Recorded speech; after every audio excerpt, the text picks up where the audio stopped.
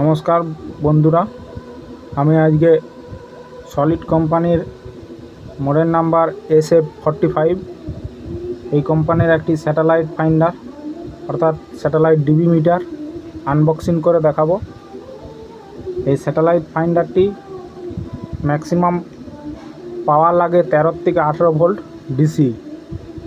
এটা 13 থেকে 18 ভোল্ট দিলেই এই স্যাটেলাইট ফাইন্ডারটি চালু হয়ে যাবে, অর্থাৎ একটা লাইট জ্বলবে। দেখাচ্ছি, প্রথমে খুলে দেখাই। এর মধ্যে আমরা একটি পাবো ম্যানুয়াল। এই ম্যানুয়ালটি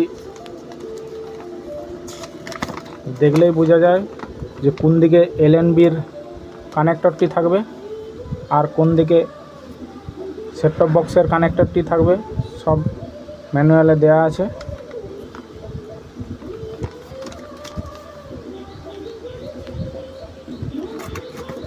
এটা হলো satellite finder, satellite DB meter. যখনই এখানে কানেক্টরে লাইন দেওয়া হয় তখনই এর ভিতরে একটা LED জ্বলে ওঠে এবং এর মধ্যে একটা বিপ আওয়াজ আসে। এই কানেক্টরটি ওঠানামা করলেই কাঁটাটিও ওঠানামা করে এবং একটি বিপ আওয়াজ তৈরি হয়। কানেক্টরটি এইভাবে লাগাতে হয়, ঘুরি ঘুরি লাগাতে হয় এরমভাবে।